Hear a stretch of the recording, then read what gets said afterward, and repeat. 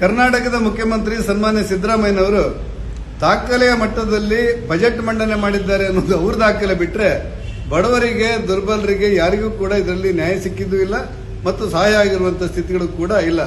ಒಟ್ಟಾರೆ ಈ ಅತ್ಯಂತ ಪರಿಪೂರ್ಣವಾದಂಥ ಅತ್ಯಂತ ಬಹಳ ಹೆಚ್ಚು ವಿತ್ತೀಯ ಕೊರತೆಯನ್ನು ಅನುಭವಿಸುವಂತಹ ಒಂದು ಬಜೆಟ್ ಆಗಿ ಇದು ತೋರುತ್ತೆ.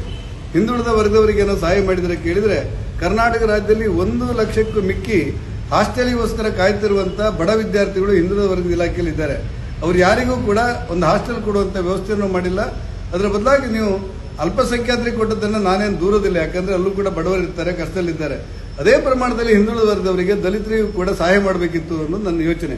ದುರಾದೃಷ್ಟಕ್ಕೆ ಹಿಂದುಳಿದ ವರ್ಗದ ಯಾವುದೇ ನಿಗಮಗಳಿಗೆ ಘೋಷಣೆ ಮಾಡಿದ್ದು ಕೂಡ ಕಂಡು ಬರ್ತಾ ಇಲ್ಲ. ಹಿಂದುಳಿದ ವರ್ಗದ ವಿದ್ಯಾರ್ಥಿಗಳಿಗೆ ಕೂಡ ಏನೂ ಸಹಾಯ ಇದರಿಂದ ಆಗಿಲ್ಲ ಅನ್ನೋದು ಮೇಲ್ನೋಟಕ್ಕೆ ಹಿಂದುಳಿದ ವರ್ಗವನ್ನು ಸಂಪೂರ್ಣವಾಗಿ ನಿರ್ಲಕ್ಷ್ಯ ಮಾಡೋದು ಬಜೆಟ್ ಅಲ್ಲಿ ಕಂಡು ಬರುತ್ತೆ. ವಿಶೇಷವಾಗಿ ಪರಿಶಿಷ್ಟ ಜಾತಿ ಪರಿಶಿಷ್ಟ ಪಂಗಡಕ್ಕೆ ನಾನೊಂದು ಮಾತನ್ನು ಸಿದ್ದರಾಮಯ್ಯನವರಿಗೆ ಹೇಳ್ತಾ ಇದ್ದೆ. ನಮ್ಮ ಸರ್ಕಾರ ಇರುವಾಗ ನಾವು 3% ಇರುವಂತಹ ಎಸ್ಟಿ ಮೀಸಲಾತಿಯನ್ನ ನಾವು 7% ಮಾಡಿದೆವು, 15 ಇರುವುದನ್ನು 17 ಮಾಡಿದೆವು. ಇಷ್ಟೊಂದು ಅಗಾಧ ಪ್ರಮಾಣದಲ್ಲಿ ಮೀಸಲಾತಿ ಹೆಚ್ಚಳ ಮಾಡಿ ಅವರ ಉದ್ಯೋಗ ಅವರ ಪ್ರಮೋಷನ್ಗೆ ಶಕ್ತಿಯನ್ನು ಕೊಟ್ಟರೆ ಹೈಕೋರ್ಟ್ಗೆ ಅಥವಾ ಸುಪ್ರೀಂ ಕೋರ್ಟ್ಗೆ ಬೇಕಾದಂತಹ ದಾವೆಗಳಿಗೆ ಉತ್ತರ ಕೊಡಲಿಕ್ಕೂ ಕೂಡ ನಿರ್ಲಕ್ಷ್ಯ ಮಾಡಿ ಇವತ್ತು ಕೋರ್ಟಲ್ಲಿದೆ ಅನ್ನುವ ಕಾರಣಕ್ಕೋಸ್ಕರ ಮೀಸಲಾತಿಯನ್ನ ಅಥವಾ ಒಳ ಮೀಸಲಾತಿಯನ್ನ ವಿನಾಕಾರಣಕ್ಕೋಸ್ಕರ ನಿರ್ಬಂಧ ಮಾಡ್ತಿರೋದು ಕೂಡ ಇಲ್ಲಿ ಕಂಡು ಬರುತ್ತೆ.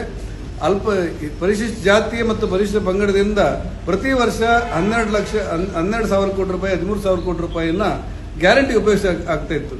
ಸುಮಾರು 36,000 ಕೋಟಿ ರೂಪಾಯಿ ನಮಗೆ ವಂಚನೆ ಆಗಿದೆ, ನಮಗೊಂದು ವಾಪಸ್ ಕೊಡಬೇಕು ಈ ಬಜೆಟ್ನಲ್ಲಿ ಅಂತ ಹೇಳಿ ಆ ಪರಿಜಾತಿ ಪರಿಶಿಷ್ಟ ಪಂಗಡ ಒತ್ತಾಯ ಮಾಡ್ತಾ ಇದ್ರೆ ಈ ಬಜೆಟ್ನಲ್ಲಿ ಮತ್ತೆ 15,000 ರೂಪಾಯಿ ಕೋಟಿ ತೆಗಲಿಕ್ಕೆ 15,000 ಕೋಟಿ ರೂಪಾಯಿ ತೆಗಲಿಕ್ಕೆ ಬೇಕಾದಂತೆ ಯೋಜನೆಯನ್ನು ರೂಪಿಸಿ ಒಟ್ಟಾರೆ ಇಡೀ ಪರಿಶಿಷ್ಟ ಜಾತಿ ಪರಿಶಿಷ್ಟ ಪಂಗಡದ ಮೂಲಭೂತ ಸೌಕರ್ಯಕ್ಕೆ ಕೊಡಬೇಕಾದಂತಹ ಹಣವನ್ನ ಗ್ಯಾರಂಟಿಗೆ ಉಪಯೋಗಿಸುವಂತ ಕೆಟ್ಟ ಪರಂಪರೆಗೆ ಸಿದ್ದರಾಮಯ್ಯನವರ ಸರ್ಕಾರ ಎಳೆದುಬಿಟ್ಟಿದೆ. ಒಂದು ಕಡೆಯಲ್ಲಿ ಬಡವರಿಗೆ ಬೇಕಾದ ಅನುಕೂಲ ಕೂಡ ಮಾಡಿಲ್ಲ. ಮಾತಾಡುವಾಗ ಹೇಳ್ತಾ ಇದ್ರು ನಮ್ಮ ಪ್ರಣಾಳಿಕೆ ನನ್ನ ಬಜೆಟ್ ಅಂತೇಳಿ ಸನ್ಮಾನ್ಯ ಸಿದ್ದರಾಮಯ್ಯನವರು ಹೇಳೋದನ್ನ ನಾನು ಕೇಳಿದೆ.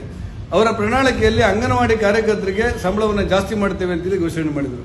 ಅವರ ಪ್ರಣಾಳಿಕೆಯಲ್ಲಿ ಆಶಾ ಕಾರ್ಯಕರ್ತರ ಸಂಬಳ ಜಾಸ್ತಿ ಮಾಡ್ತೇವೆ ಅಂತ ಹೇಳಿದರು. ಅವರ ಪ್ರಣಾಳಿಕೆಯಲ್ಲಿ ಸರ್ಕಾರಿ ನೌಕರರಿಗೆ ಅವರ ಹಳೆ ಪಿಂಚಣಿಯನ್ನು ಕೊಡ್ತೇವೆ, ಹೊಸ ಪಿಂಚಣಿಯನ್ನು ನಾವು ತೆಗಿತೇವೆ ಅಂತೇಳಿ ಭರವಸೆ ಕೊಟ್ಟರು. ಎಲ್ಲ ಭರವಸೆಗಳನ್ನು ಕೊಟ್ಟು ಅಧಿಕಾರಕ್ಕೆ ಬಂದಿರುವಂತಹ ಸರ್ಕಾರ ಅಂಗನವಾಡಿ ಕಾರ್ಯಕರ್ತರಿಗಾಗಲಿ ಆಶಾ ಕಾರ್ಯಕರ್ತರಿಗಾಗಲಿ ಅಥವಾ ಸರ್ಕಾರಿ ನೌಕರರಿಗಾಗಲಿ ಯಾರಿಗೂ ಕೂಡ ಸಹಾಯ ಮಾಡಿದ್ದು ಈ ಬಜೆಟ್ನಲ್ಲಿ ಕಂಡು ಬರ್ತಾ ಇಲ್ಲ. ಒಟ್ಟಾರೆ ಕೇವಲ ಪ್ರಚಾರಕ್ಕೋಸ್ಕರ ಮತ್ತು ಕೇಂದ್ರ ಸರ್ಕಾರ ಮಾಡಿರುವಂತಹ ಕಾರ್ಯಕ್ರಮವನ್ನು ನನ್ನ ಸರ್ಕಾರ ಮಾಡಿದಂತೆ ಬಿಂಬಿಸುವುದಕ್ಕೋಸ್ಕರ ಜನರಿಗೆ ಅವರ ದೃಷ್ಟಿಗೆ ಮಂಕುಬೂದಿ ಹಚ್ಚೋಕ್ಕೋಸ್ಕರ ಮಾಡಿರುವಂತಹ ಒಂದು ಅಸಹಾಯಕವಾದಂತಹ ಬಜೆಟ್ ಇದೆ ಅಂತ ಕಂಡು ಬರ್ತದೆ. ಈ ಬಜೆಟ್ನಿಂದ ಬಡವರಿಗಾಗಲಿ ಹಿಂದುಳಿದವರಿಗಾಗಲಿ ಪರಿಶಿಷ್ಟ ಜಾತಿ ಪರಿಶಿಷ್ಟ ಪಂಗಡದವರಿಗಾಗಲಿ ಅಸಹಾಯಕರಿಗಾಗಲಿ ಯಾವುದೇ ಸಹಾಯವನ್ನು ಸಿದ್ದರಾಮಯ್ಯನವರು ಮಾಡಿಲ್ಲ. ಕರಾವಳಿ ಮೀನುಗಾರರಂತೂ ಸಂಪೂರ್ಣವಾಗಿ ನಿರ್ಲಕ್ಷ್ಯ ಮಾಡುವಂತಹ ಪರಿಸ್ಥಿತಿ ನಿರ್ಮಾಣ ಆಗಿದೆ. ಮತ್ಸ್ಯ ಸಂಪದ ಯೋಜನೆಯಲ್ಲಿ ಬಂದಿರುವಂತಹ ಹಣವನ್ನು ಖರ್ಚು ಮಾಡೋದು ಬಿಟ್ಟರೆ ಮೀನುಗಾರರಿಗೆ ಇಂಥ ಘೋಷಣೆ ನಾನು ಮಾಡಿದ್ದೇನೆ ಅಂತ ಹೇಳಿಲ್ಲ. ಉಡುಪಿ ಜಿಲ್ಲೆಗೆ ಒಂದು ಮೆಡಿಕಲ್ ಕಾಲೇಜ್ ಕೊಡಬೇಕು ಅನ್ನುವಂಥ ಪ್ರಸ್ತಾಪವನ್ನು ನಾನು ಮಾಡಿದ್ದೆ, ಕೇಂದ್ರ ಮತ್ತು ರಾಜ್ಯ ಸರ್ಕಾರದಿಂದ ಸಹಾಯ ಮಾಡಿ ಅಂತೇಳಿ, ಅದಕ್ಕೂ ಕೂಡ ಮಾಡಿಲ್ಲ. ಒಟ್ಟಾರೆ ಮೇಲೆ ಕರಾವಳಿ ಜಿಲ್ಲೆಗಳನ್ನು ಸಂಪೂರ್ಣವಾಗಿ ನಿರ್ಲಕ್ಷಿಸಿದ್ದು ಮಾತ್ರವಲ್ಲ, ಇದೊಂದು ಬಡವರ ವಿರುದ್ಧವಾದಂತಹ ಒಂದು ಬಜೆಟ್ ಅನ್ನೋದನ್ನು ಹೇಳಬೇಕಾಗಿದೆ.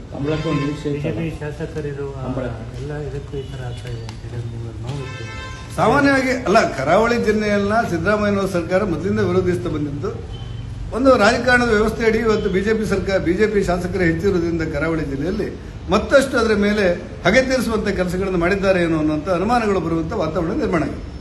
ಕಂಬಳಕ್ಕೆ ನಿರೀಕ್ಷೆ ಇತ್ತು ಅಲ್ಲ, ಕಂಬಳಕ್ಕೆ ಏನಾದರೂ ಅಧಿಕೃತವಾಗಿ ಘೋಷಣೆ ಮಾಡಬಹುದು ಕ್ರೀಡೆ ಇಲಾಖೆ ಅಂತ ನಾವು ಮಾಡಿದೆವು, ಅದನ್ನು ಕೂಡ ಘೋಷಣೆ ಮಾಡಿಲ್ಲ. ಒಟ್ಟಾರೆ ಎಲ್ಲವನ್ನ ಸಾಮಾನ್ಯ ಜನರ, ರೈತರ, ಹಿಂದುಳಿದವರ, ಪರಿಜಾತಿ ಪರಿಶಿಷ್ಟ ಪಂಗಡ ಯಾರಿಗೂ ಕೂಡ ಸಹಾಯ ಮಾಡದಿರುವಂತ ಕೇವಲ ದಾಖಲೆಗೋಸ್ಕರ ಮಂಡಿಸುವಂತ ಒಂದು ಬಜೆಟ್ ಅಂತ ತೋರುತ್ತೆ.